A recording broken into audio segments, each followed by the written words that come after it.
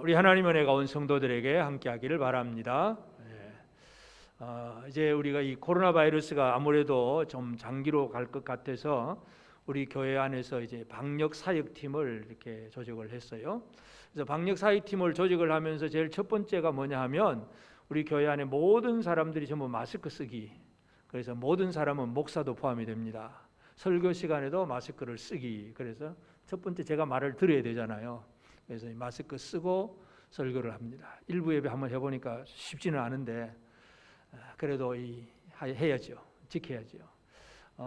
며칠 전에 저 남쪽으로 이제 그 장례식 때문에 내려가다 보니까 쭉 이 수도권에는 한창 그때 많이 돌 때 남쪽 가다 보니까 중간쯤 내려가서 휴게소 들어가 보니까 이 서울에서 내려간 사람들은 다 마스크를 쓰고 있는데 마스크 쓴 사람이 별로 없어요. 이 동네는 이제 별 천지가 없다 그런 생각을 했어요. 근데 요즘 보니까 그 밑에도 또 많이 돌기 시작을 했어요.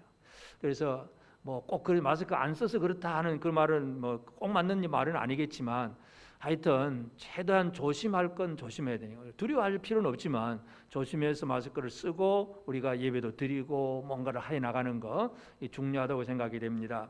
하여튼 이 힘든 어려운 시대를 우리가 살아가면서 같이 예배를 드리는 그 자체도 참 특이한 예배이기도 하지만 그래도 하나님 앞에 예배하는 일은 우리가 변함이 없어야 되고 감사하는 일은 변함이 없어야 합니다. 계속해서 우리가 이사야 52장을 지금 나가고 있는데 52장 13절부터 15절까지 읽었습니다.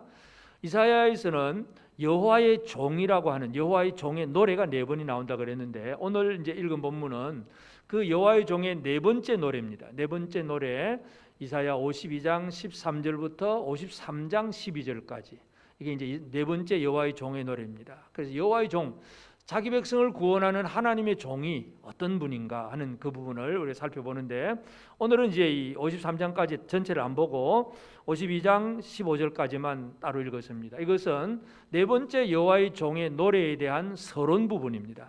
그러니까 서론은 우리가 뭔가 툭 던지는 거예요. 이제 본론을 말하기 위해서 한마디 툭 던지는 것. 그래서 이 지금 여호와의 종에 대해서 이제 53장에 들어가면 아주 자세히 말을 하게 되는데 그렇게 말하기 이전에 한마디 하나님께서 던지십니다. 그 던지는 말이 뭐냐 하면 보라 내 종이 형통하리니 내 종이 형통하리니 그런 얘기를 합니다. 그래서 하나님은 하나님의 종이 형통할 것이다 이런 얘기를 던지시면서 이 여호와의 종에 대한 관심을 좀 가져라 그런 표현이 바로 이렇게 뭔가를 들려주고 보여주는 것입니다. 요즘 사람들은 이제 스마트폰이 낳은 신인류 그래가지고 포노사피엔스 그렇게 이름을 붙였습니다. 이제 진화론에서 인간 전체를 정의할 분류할 때 호모사피엔스 인류를 호모사피엔스 그런 말로 썼는데 요즘은 호모사피엔스라고 하지 않고 모든 사람들이 모든 일들을 스마트폰 다 쳐다보고 한다 그래서 포노사피엔스 그렇게 이름을 지었습니다. 여러분도 그렇잖아요. 지금 스마트폰 당장 없어지면 어떻습니까? 뭐가 불편합니까? 모든 일이 불편합니다. 하여튼 눈 뜨고 일어나는 알람부터 시작을 해서 누구에게 연락해야 돼 전화, 뭐 메일, 문자, 또 뭐 은행 업무 아니면 운전할 때는 요즘은 또 뭐 물론 차에도 그게 있긴 하지만 또 스마트폰으로 실시간 받아가면서 그 맵을 깔아서 그렇게 또 내비게이션 하기도 하고 하여튼 이 스마트폰이 없으면 뭔가 지식 검색하고 하여튼 모든 일들을 이 스마트폰으로 다 하다 보니까 사람들이 이 스마트폰에 완전히 이제는 중독이 되어 버렸습니다. 그래서 어떤 그 사람이 이 포노사피엔스라고 얘기를 하면서 이제는 인간은 오장육부가 아니라 인간은 오장칠부다. 이 스마트폰이 하나의 인간의 장기처럼 그렇게 여겨진다. 그렇게 표현을 했습니다. 그래서 모든 사람들은 이제 이 스마트폰 중심으로 지식을 검색을 하고 뭔가 문제만 물어보면 요즘처럼 똑똑한 사람이 없어요. 뭔가 대화하다가 그거 뭐지? 그러면 벌써 옆에서 찾고 있습니다. 딱 찾으면 그거 이거야. 몇 초 만에 그냥 답이 나옵니다. 옛날에는 그게 없을 때는 그게 뭐지? 너 모르냐? 나도 몰라. 나 몰라. 그럼 모르고 그냥 넘어가 버렸어요. 요즘은 그냥 쉽게 답이 다 나옵니다. 지식이 발달하고 뭔가 지혜가 발달한 것 같아요. 그런데 아무리 그렇게 좋아 보이는 것이라 할지라도 할 수 없는 것이 있습니다. 인간의 근본적인 죄의 문제를 해결하고 영혼을 살리는 이런 생명의 문제가 스마트폰으로 해결이 안 된다는 것입니다. 그래서 우리는 결국은 사람들이 가장 집중하고 들어야 될 말이 뭐냐 하면 하나님께서 하시는 말씀을 듣는 것이 가장 중요합니다. 그래서 그 하나님의 말씀은 지금도 우리에게 뭐라고 말씀하냐 하면 보라 내 종이 형통하리니, 하나님은 하나님의 종을 세우시면서 그 종이 형통한 종이다, 그렇게 표현을 합니다. 그래서 오늘 내 종이 형통하리니 하는 이 제목의 말씀 가지고 이 형통한 종을 우리가 얼마나 알고 있고 그 형통한 종을 통해서 내가 형통한 삶을 누리고 있느냐, 오늘 우리가 이 부분을 함께 살펴보게 되기를 원합니다. 먼저 이 본문 속에서 하나님께서 하시는 일은, 첫째는 내 종이 형통하리니 받들어 높이 들려서 지극히 존귀하게 되리라. 하나님은 하나님의 종을 소개를 하면서 이 형통한 종인데, 이 형통한 종은 받들어 높이 들려서 지극히 존귀하게 될 것이다. 결국은 모든 사람들이 지금 존귀함을 원하잖아요. 존귀를 원하지 않는 사람은 아무도 없습니다. 뭔가 어디 가서 한 자리 하고 또 큰 소리 칠 수 있고 뭔가 다른 사람으로부터 칭찬받고 인정받고 높임을 받고 싶은 것, 이건 대부분 모든 사람들이 가지고 있는 그런 생각들입니다. 그래서 비천한 자리, 낮은 자리는 안 가려고 그러고 높은 자리, 좋은 자리, 힘 있는 자리, 그냥 뭔가 큰 소리 칠 수 있는 자리, 이런 걸 원하잖아요. 모든 사람들은 존귀를 원합니다. 세상의 명예와 권력 이런 것들을 추구하고 삽니다.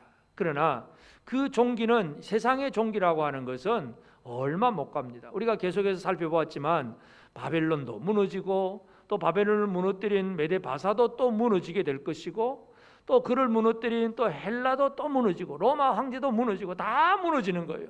지극히 존귀한 자가 없어요. 그런데 여호와의 종, 하나님의 종 메시아 예수 그리스도는 지극히 존귀하게 될 것이다 하는 말씀이에요. 빌립보서 2장 7절에 보면 오히려 자기를 비워 종의 형체를 가지사 사람들과 같이 되셨고, 예수님이 하늘 보좌 영광을 버리고 이 땅에 내려오셨어요.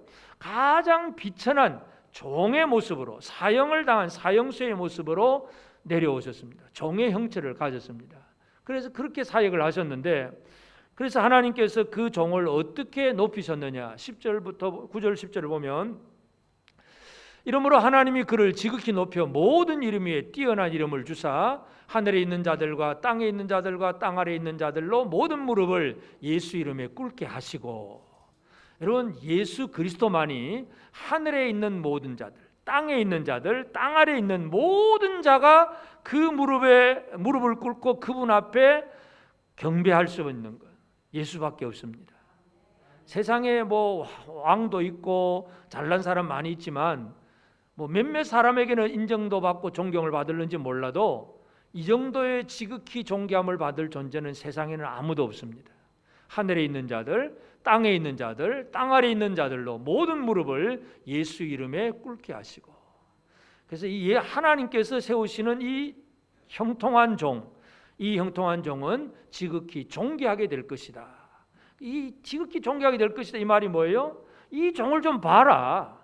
이 종을 통해서 이루어지는 놀라운 일들을 좀 보고 종을 통해 주시는 그 은혜를 좀 받아 누려라. 그러면서 지금 종이라고 할 말을, 형통한 종에 대해서 선포하고 선언하시는 말씀이에요. 그래서 모든 시선, 모든 관심을 형통한 종에다가 두어야 됩니다. 우리는 뉴스를 보고 여러 가지 많은 소식을 들으면서 우리가 관심 가지고 있는 부분에 대해서, 사람들이 관심 가진 그런 부분에 대해서 여러 가지 많은 생각들을 하게 되지만, 모든 인류에게 공통적으로 가장 중요한 관심사가 무엇이 되어야 되느냐? 하나님이 세우신 이 형통한 종입니다. 다른 거 아무리 많이 알아도, 스마트폰으로 별별 걸 다 검색해도 하나님이 세우신 형통한 종을 모르면 그 사람은 그냥 스마트폰의 종이 될 뿐이지 하나님의 종의 그 은혜를 누릴 수가 없습니다. 그래서 하나님이 선언하시는 이 형통한 종을 얼마나 우리가 알고 있느냐? 그분은 지극히 높으신 종이다. 그것을 우리가 기억을 해야 되고, 그 다음에 이제 14절에 보면 전에는 그의 모양이 타인보다 상하였고 그의 모습이 사람들보다 상하였으므로 많은 사람이 그에 대하여 놀랐거니와. 이 종은 지극히 존귀함, 그러면 우리는 아주 영광스럽고 아주 빛나고 높은 자리에 있고 뭐 이 정도만 생각을 하는데, 근데 그 모양이 보면 타인보다 상하였고 사람보다 상하였다. 다시 말해서 인간의 시각으로 보면 결코 존귀하게 보이지 않는다는 얘기입니다. 여호와의 종이 하나님의 일을 이룰 때에 그의 외형을 보면 결코 사람들로부터 인정과 또 존경을 받을 만한, 아름답다고 여겨질 만한 그런 모습이 아니라는 것을 얘기합니다. 그래서 마태복음 27장 41절 42절에 예수님 십자가에 달리셨을 때에 그와 같이 대제사장들도 서기관들과 장로들과 함께 희롱하여 이르되 그가 남은 구원하였으되 자기는 구원할 수 없도다. 그가 이스라엘의 왕이로다. 지금 십자가에서 내려올지어다. 그리하면 우리가 믿겠노라. 희롱합니다. 희롱하고 저주하고 침뱉고 욕하고 십자가에 달린 예수를 보면서 지극히 존귀한 종이라고 얘기하는 사람은 아무도 없습니다. 그의 모양은, 그의 모습은 상한 모습이에요. 그래서 예수를 겉모습으로 보면 어느 누구도 예수를 사랑스럽게 아니면 존귀하게 영광스럽게 그렇게 여길 사람이 아무도 없다는 것입니다. 여호와의 종은 그의 모습이 상한 모습입니다. 그러면 왜 상한 모습이겠습니까?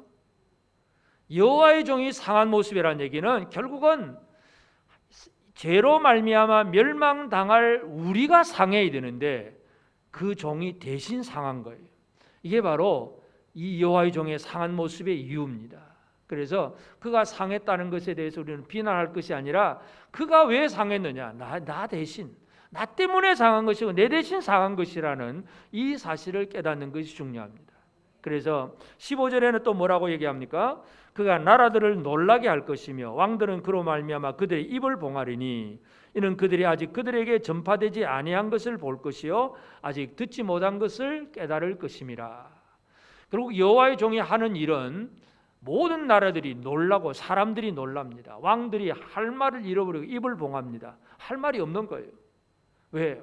이 여호와의 종이 하는 일은 세상 사람들이 하는 방식과는 전혀 다른 방식으로 하나님의 일을 하기 때문에, 듣도 보도 못한 그런 방식이기 때문에 사람들이 이해할 수도 없고 알 수도 없는 것입니다. 그래서 그들에게 전파되지 아니한 것을 볼 것이고 그들이 듣지 못한 것을 깨닫게 될 것이다. 결국 예수 그리스도 이 땅에 온 여호와의 종의 사역의 방법은 사람들의 방법과는 다릅니다. 사람들이 지금도 사람들의 방법은 뭐겠습니까? 지금도 많은 사람들, 교회도 마찬가지입니다. 사람들이 일하는 방법은 돈이 있느냐, 힘이 있느냐, 뭔가 어떤 재능과 능력이 있느냐, 파워가 있느냐, 바로 그 얘기잖아요. 노아 홍수 이전에 모든 사람들이 네피림이라고 하는 인간 영웅 중심으로 모입니다. 하나님이 아니고 사람보다 좀 뛰어난 힘이 있어 보이고 뭔가 능력, 파워가 있어 보이는 그런 사람 중심으로 모입니다. 이것이 바로 하나님의 방법과 다른 사람의 방법입니다. 그래서 인간은 지혜를 발달시키고 지식을 발달시켜서 지금 스마트폰도 만들어내고 지식도 금방금방 검색해내고 여러 가지 많은 일을 합니다. 그 사람들은 그것이 힘이라고 생각을 합니다. 그러나 하나님이 세우시는 하나님의 종의 방법은 그런 방법이 아니라 죽음이고 고난받음이고 사랑이고 희생의 방법입니다. 그러니 보통 사람의 시각으로 보면 이건 듣도 못한 방법이라는 얘기잖아요. 온 세계를 어떻게 정복합니까? 핵무기가 있어야 되고 군사력이나 국방력이나 경제력이나 이런 게 있어야 큰 소리 칠 수 있다. 지금도 마찬가지잖아요. 그런데 예수 그리스도의 방법은 뭡니까? 모든 무릎을 예수님 앞에 꿇을 수 있는 게 뭐예요? 예수님의 사랑과 희생, 죽으심이에요. 이건 듣도 못한 방법이에요. 인간이 생각해낼 수 있는 그런 방법이 아니라는 것입니다. 사람들은 지금도 마찬가지입니다. 지금도 이 방법을 잘 이해를 못해요. 목사들도 마찬가지고 뭔가 좀 돈도 있고 사람 숫자도 있고 파워가 있어야 큰 소리 친다고 생각을 하지, 진짜 예수님의 방식대로 사랑하고 희생하고 죽고 여러분 그렇게 하시겠습니까? 쉽지 않습니다. 하나님이 하시는 방법, 여호와의 종은 바로 그런 얘기입니다. 예수님 동생들이 있었는데 예수님 동생들도 예수를 잘 안 믿었어요. 예수님 부활하기 전에는 그런데 어느 날 자기 형님이 나가서 보니까 뭔가 소문이 들려오는데 뭔가 이적을 행하고 막 사람들이 모였다. 그런데 막 또 왔다 갔다 한다는 그런 얘기를 듣고 이제 동생들이 예수님 앞에 와가지고 절기 앞에서 예수님 앞에 그런 얘기를 합니다. 요한복음 7장 3절 4절에 보면 그 형제들이 예수께 이르되 당신이 행하는 일을 제자들도 보게 여기를 떠나 유대로 가소서 스스로 나타나기를 구하면서 묻혀서 일하는 사람이 없나니 이 일을 행하려 하거든 자신을 세상에 나타내소서. 좀 뭔가 파워 있는 모습 좀 보여주고 나타내서 나도 당신의 동생으로서 곁에서 좀 뭔가 이 기득권 떡고물이라 좀 얻어먹고 싶다는 그런 생각이죠. 형님 좀 드러내세요. 근데 예수님이 명절에 안 간다 그러죠. 가지 않고 숨어 계시다가 중간에 나타나시죠. 하여튼 사람들은 지금도 마찬가지예요. 지금도 하여튼 파워를 통해서 뭔가 일을 이룰 수 있다고 생각을 합니다. 그러나 예수님의 방법, 하나님의 방법은 사람들이 생각해낼 수 없는 그 방법은 바로 십자가입니다. 죽음과 고난과 사랑을 통해서 하나님의 뜻을 이루는 것. 그래서 이 여호와의 종, 보란의 종이니라 하는 이 형통한 종에 대해서 얘기를 하면서 지극히 존귀하긴 하지만 그러나 그 외형의 모습은 상한 모습이고 그 하는 일의 방법은 사람들이 듣도 보도 못한 그 방법을 사용하게 될 것이다. 그 얘기를 서론으로 지금 얘기하시는 거고 본론은 이제 53장부터 우리가 살펴보게 될 것입니다. 하여튼 오늘 우리는 내 종이 형통하리니 하는 이 단어, 형통이라고 하는 형통한 종에 대해서 한 번 더 살펴볼 필요가 있습니다. 예수 그리스도는 하나님의 형통한 종입니다. 이 형통이라고 하는 히브리어 단어는 샤칼이라고 하는 단어인데 이 샤칼은 우리가 그냥 형통 그러면 우리는 쉽게 이해를 할 때 형통 만사 형통할 것이다. 그러면 여러분 만사 형통하세요. 그러면 여러분 뭐 할 거예요? 아멘 할 거예요? 노 할 거예요? 여러분 만사 형통하세요? 얼마나 좋은 말이야. 형통.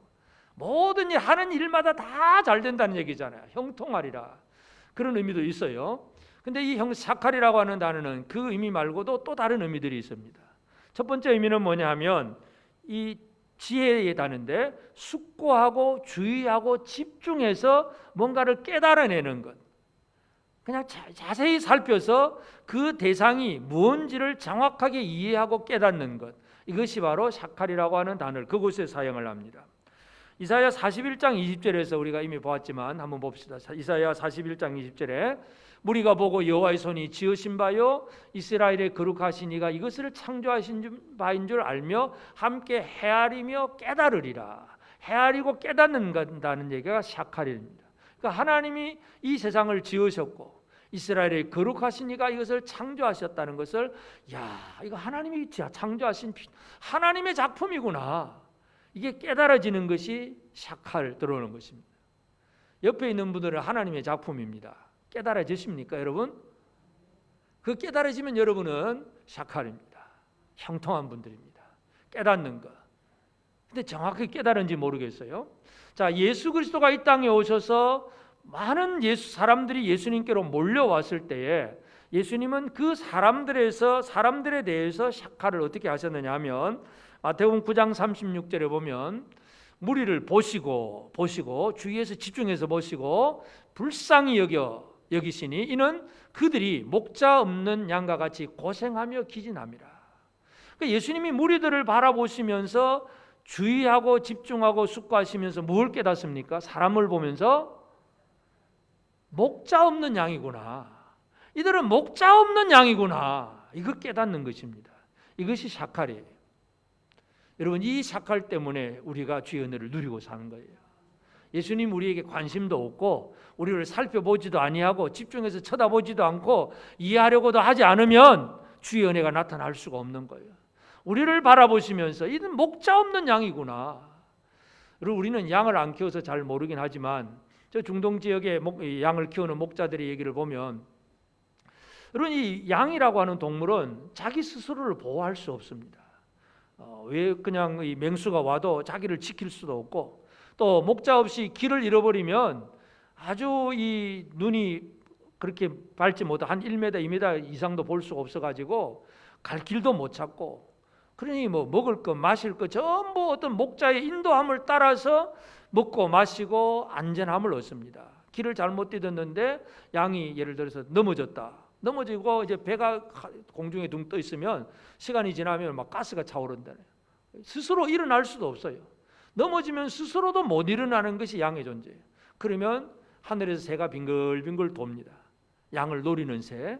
목자는 멀리서 있다가 그 빙글빙글 도는 새 쳐다보고 그 밑에 뭐가 있겠구나 싶어 가보면 양 한 마리가 넘어져 있는 거예요. 그러면 새는 죽이는 새예요, 살리는 새예요? 그 새 때문에 사는 거예요, 새 때문에 죽는 거예요? 질문 두 가지 다 대답이 됩니다. 새 때문에 죽을 수도 있고 새 때문에 살 수도 있고. 하나님 하신 일이 묘하죠. 하여튼 예수님이 무리들을 보시면서 목자 없는 양과 같다, 그렇게 보시는 거예요. 그러니까 예수님 자신이 뭐라 그래요? 나는 선한 목자다. 나는 선한 목자. 양을 위해서 목숨을 버릴 수 있는 선한 목자로 왜 오시느냐? 이 형통함이 있기 때문에 선한 목자로 사역을 하시는 거예요. 그래서 형통한 종, 내 종이 형통하리니 하는 것은 뭔가를 주의하고 집중해서 살펴서 그들의 의미가 뭔가를 깨닫는 것, 그것이 바로 형통의 의미입니다. 또 한 가지는 이 형통은 통찰력이라고도 그렇게 이해를 하기도 합니다.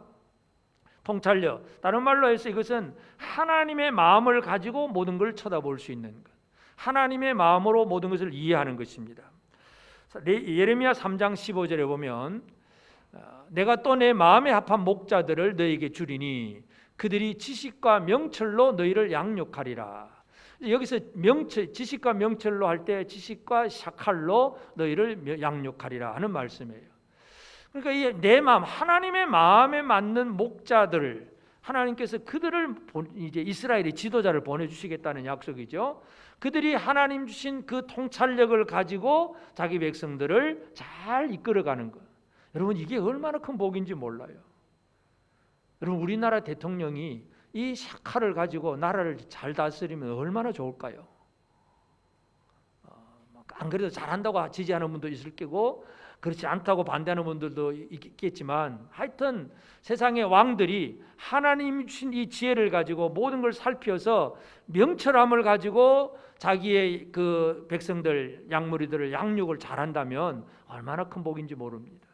그래서 이 양육이라고, 이 샤칼이라고 하는 단어는 통찰력인데, 야곱 얘기를 보면 야곱이 이제 창세기 48장 14절에 이스라엘이 오른손을 펴서 차남 에브라임 머리에 얹고 왼손을 펴서 므낫세의 머리에 얹으니 므낫세는 장자라도 팔을 엇바꾸어 얹었더라. 자, 이제 야곱이 나이가 들고 야곱의 아들 요셉이 자기 두 아들 므낫세, 에브라임 두 아들을 데리고 할아버지한테 가서 축복 기도를 받으러 온 거예요. 그래서 야곱이 앉아 있는 오른쪽에는 자기의 장남 므낫세를 데리고 서고, 그리고 왼쪽에는 차남 에브라임을 데리고 서서 이제 야곱에게 두 손을 얹어서 축복기도 해주세요 하고 이제 요셉이 아버지 야곱에게 찾아왔습니다. 그런데 이스라엘 야곱이 어떻게 기도를 합니까? 이 오른손을 가지고는 왼쪽에 있는 에브라임의 머리에 손을 얹고 왼손으로는 오른쪽에 있는 므낫세의 머리에 손을 얹어서 축복기도를 합니다. 여기서 엇바꾸어라는 단어가 샤칼이라고 하는 단어예요. 아주 재미있는 단어죠. 이 손을 이렇게 얹었어요. 이게 그 통찰력이, 하나님이 복이 어디로 흘러가게 하시는가를 알고 그렇게 하는 거예요. 그냥 괜히 그러는 게 아니잖아요. 그냥 오는 대로 그냥 양손 축복해 주면 좋겠는데, 이게 아니라 나의 오른손은 왼편에 있는 에브라임에게로 가야 된다. 그리고 왼손은 오른쪽에 있는 므낫세에게로 가야 된다. 이 엇바꾸어 하는 것이 바로 형통이라고 하는 번역되는 샤칼 단어예요. 엇바꾸어. 이 형통은 지혜로운 것, 하나님의 통찰력을 가지고 모든 것을 볼 수 있다는 그런 개념입니다. 그래서 예수님은 모든 설교와 가르침에 있어서 하나님 아버지의 뜻을 제대로 이루려고 애를 썼잖아요. 어떻게 하든지 하나님의 뜻을 이루려고, 아버지 뜻을 이루려고. 이게 바로 예수님의 형통함입니다. 형통한 종은 아버지 뜻을 위해서 자신이 십자가에 달려 죽는 것도 마다하지 않으십니다. 그것이 바로 형통함이에요. 그래서 샤칼이라고 하는 단어는 손을 엇바꾸어 하는 이 단어, 십자가 모양으로 엇바꾸는 이것도 형통함이라고 하는 사실이라는 것 같은 단어임을 기억을 해야 됩니다. 그래서 이 형통은 우리가 이제 제일 잘 아는 단어는 바로 번영, 성공, 또 완성, 이런 단어가 다 포함한 아주 넓은 그런 단어이기도 합니다. 다시 말해서 그 사역을 지혜롭게 잘 행해서 그 일을 성공적으로 이룬 것이 바로 샤칼이라고 하는 단어입니다. 그래서 내 종이 형통하리니 하는 얘기는 뭐냐 하면 하나님이 하게 하신 그 일을, 임무를 제대로 완수해내고 제대로 모든 일을 다 이룰 수 있는 그 종이라는 것, 그것이 형통한 종입니다. 여러분, 우리는 가만히 앉아 있고 내 모든 삶이 아무런 문제 없이 평안하고 만사형통되고 가만히 앉아 있어도 돈이 잘 벌리고 앉아 있어도 내 자녀들은 공부 잘하고 모든 일이 잘 되면 그걸 만사형통이라고 하는데, 형통 그게 아니고 내가 수고하고 십자가 지고 땀 흘리고 애쓴 그 모든 결과가 하나님의 뜻을 이루게 될 때에 그것이 형통함입니다. 예수 그리스도의 형통함은 바로 그것입니다. 그래서 예수님이 하신 일이 뭐예요?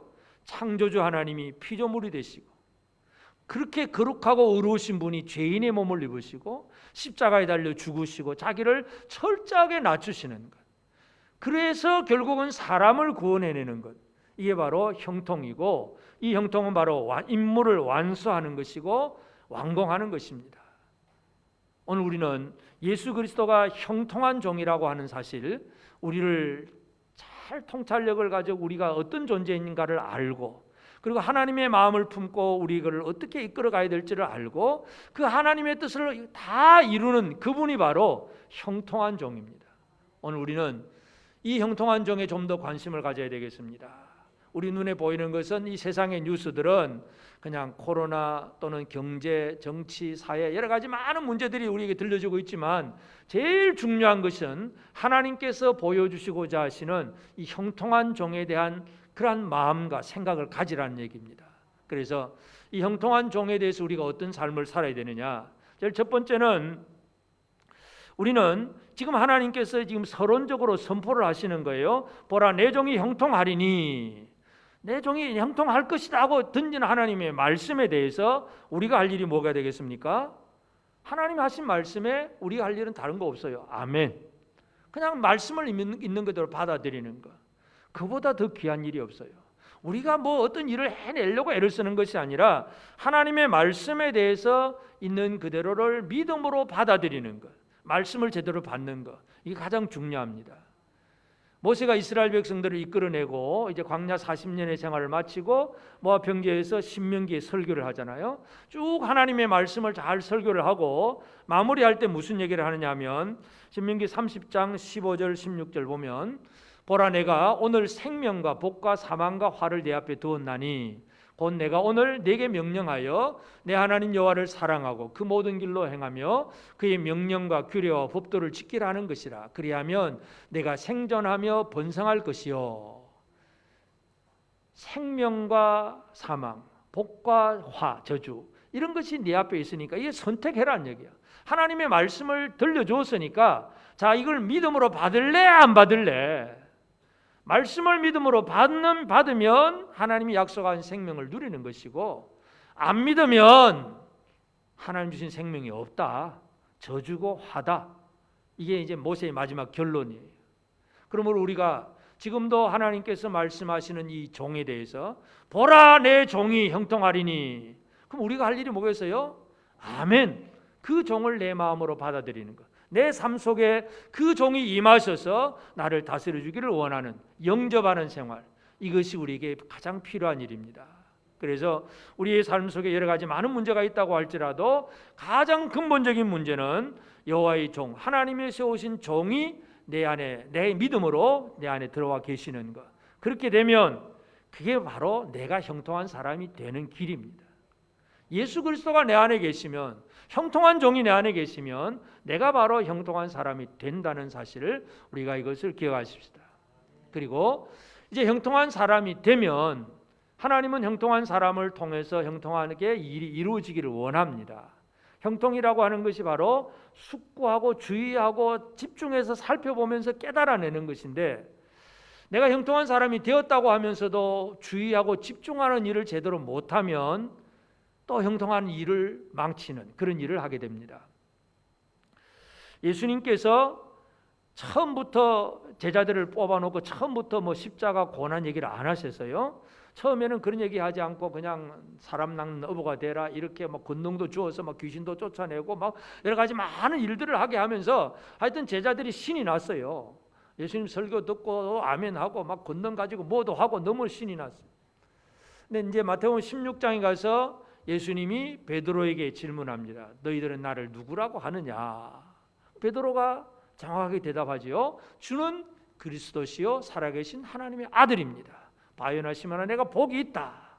그렇게 복이 있다고 얘기해 놓고 그 다음에 뒤에 어떤 말씀을 주시냐 하면 그때부터 예수님이 하신 말씀, 내가 이제 예루살렘으로 갈 건데 거기에서 고난을 받고 거기에서 죽임을 당하고 부활하게 될 것이다.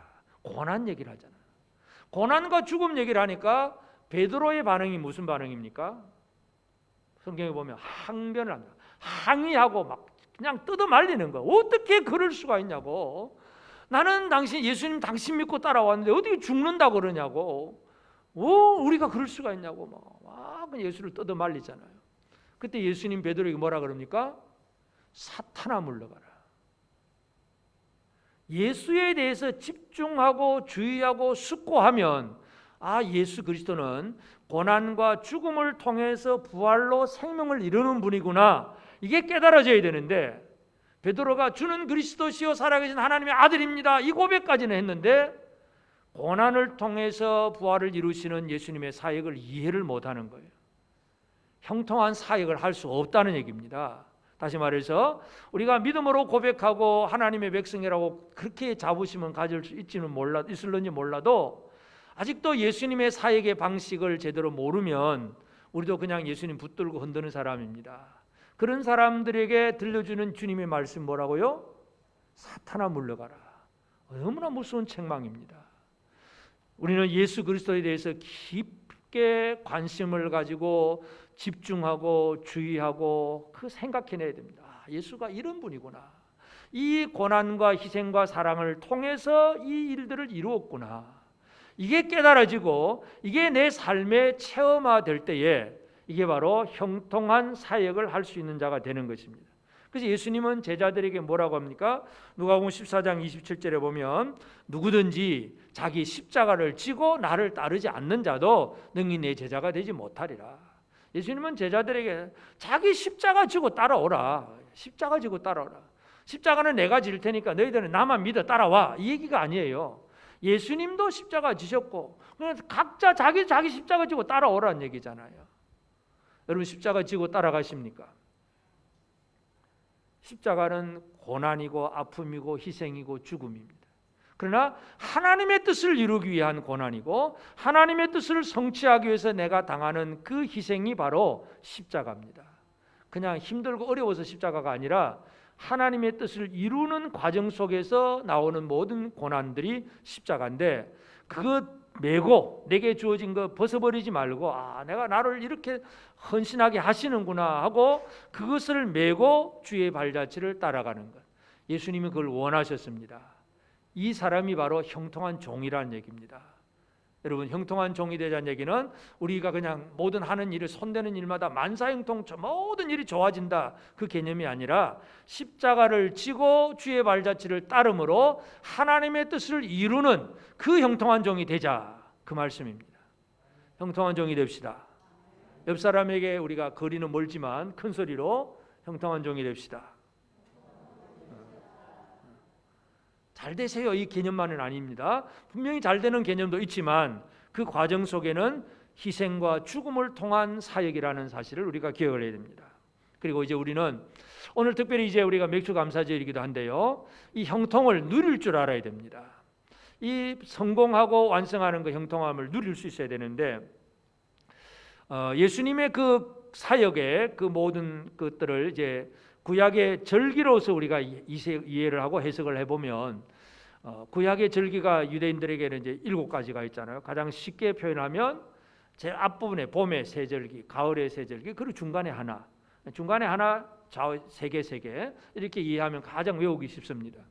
자, 첫 번째 유월절, 그러니까 유월절 어린 양 예수 그리스도의 십자가의 죽으심과 그리고 무덤에 묻히고 부활하시는, 그러니까 이 유월절, 무교절 그리고 초실절 이게 한꺼번에 묶여 있습니다. 그리고 초실절로부터 시작해서 7 안식일을 세워서 7주를 지나면 77절이 됩니다. 그것이 맥추절 곧 77절, 또 다른 말로 오순절, 이게 중간에 있는 절기. 그 다음에 이제 유대력으로 7월 절기, 7월 나팔절, 그리고 대속제일 장막절, 이제 뒤에 있는 세 절기 그렇습니다. 그래서 우리가 지금 양력으로 우리가 7월 첫 주일날 맥주 감사의 주일을 지키는 것은 성경하고 꼭 들어맞는 그 날짜는 아니에요. 그냥 편리하게 그냥 우리가 이날 지킵시다 해서 지키는 것이지만, 의미로 본다면 예수 그리스도의 십자가의 죽으심과 부활, 그로 말미암아 약속하신 성령을 보내주심, 이게 바로 77절의 의미입니다. 그 이스라엘 사람들, 히브리 사람들에게 7이라고 하는 숫자는 완전수예요, 완전. 그런데 그 7 한 번만 있는 게 아니라 77절, 절기 자체가 77절이 완성이고 완성이에요.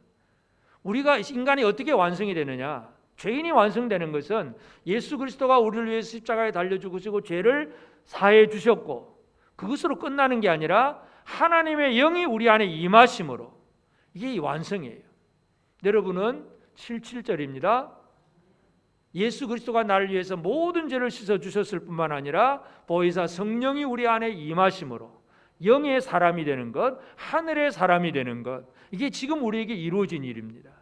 그런 의미를 생각하는 것이 또 우리가 이 77절 또는 맥추절의 의미인데, 오늘 우리는 날짜는 잘 안 맞지만 7월 첫 주일날 맥추 감사절을 지킵니다. 하여튼 형통은 뭐냐 하면 완성이잖아요. 모든 일을 다 이루는 거예요. 예수 그리스도가 이 땅에서 십자가를 지시고 모든 일을 이루신 다음에 보혜사 성령을 보내주셨을 때에 우리의 완성이 이루어지는 겁니다. 그래서 우리가 이 땅 위에서 누리는 것은 바로 예수께서 완벽하게 이루는 이 구원의 절기를 제대로 누리는 것은 이제 감사로 나아가는 것. 그래서 하나님께서 절기를 주시면서 맥추절, 유월절, 맥추절, 그리고 수장절 늘 감사함으로 하나님 앞에 살기를 원하셨어요. 그래서 오늘 우리의 삶은, 하나님의 백성들은 하나님의 은혜를 기억하는 사람들입니다. 자, 이 땅에 있는 사람들은 예수님이 하신 그 모든 일들에 대해서 어떻게 하느냐 하면, 이 세상 사람들은 사람들은 놀랍니다. 15절에 보면 그 나라들은 놀라고, 또 왕들은 그로 말미암아 입을 봉하고, 세상 사람들은 예수를 바라보면서 놀라고 입을 봉하지만 우리는 어떻게 하는 거라고요? 놀라는 것이 아니라 감사하고 찬양하는 것이고, 이게 바로 우리의 생활이에요. 예수 그리스도로 말미암아 형통을 누린다는 얘기는 감사할 줄 아는 사람, 찬양할 줄 아는 사람이 된 것입니다. 여러분, 이 땅에 많은 사람들이 예수를 믿으면서도 늘 감사를 잃어버린 분들이 있어요. 늘 힘들다, 죽겠다, 못 살겠다, 큰일 났다, 안 되겠다, 늘 그 얘기만 하겠다는, 감사가 없어요. 이건 아직도 성령으로 충만하지 못한 사람입니다. 하나님의 성령으로 충만해지면 우리 안에 하나님 예수 그리스도가 하셨던 그 모든 고난의 과정도 그게 우리의 구원이니까, 이렇구나 하는 걸 알고 있기 때문에 고난받아도 감사, 내게 어떤 어려움이 생겨도 감사, 늘 감사와 기쁨이 나오는 그 생활을 살게 됩니다. 이것이 바로 형통을 누리는 생활입니다. 여러분, 우리는 하나님께서 세우신 형통한 종 예수 그리스도 안에서 우리도 형통한 사람이 되어야 됩니다. 그리고 예수님처럼 우리도 형통한 사역을 해야 합니다. 그리고 그 형통을 우리는 감사와 찬양으로 누릴 줄 알아야 돼요. 이게 뭐야? 그러면서 놀라거나 그냥 할 말을 잃어버리고 그냥 입 닫아버린 그 생활이 아니라, 오히려 감사와 기쁨이 늘 샘솟듯이 솟아나오는 그런 삶을 사는 것이 바로 오늘 우리에게 허락하신 형통을 누리는 생활입니다. 여러분, 형통을 제대로 누리시기를 바랍니다. 하나님께서 보라 내 종이 형통하리니, 이 형통한 종 하나를 딱 세워놓고 온 세계 역사를 다 그 종을 통해서 이루시잖아요. 근데 그 종을 잃어버리고 다른 것에 그냥 지엽적인 문제에 신경 쓰느라고 종을 잃어버린다는 것은 지극히 어리석은 생활입니다. 하나님이 말씀하시고 하나님이 선포하신 형통한 종에 대해서 좀 더 우리가 관심을 가지고 그 종에 집중하고, 그를 통해서 우리에게 허락하시는 이 형통한 자로서 살고 사역하고 누리는 그 삶을 우리 모두가 살아가는 복된 우리 모든 성도들 꼭 되어지기를 바랍니다. 아멘.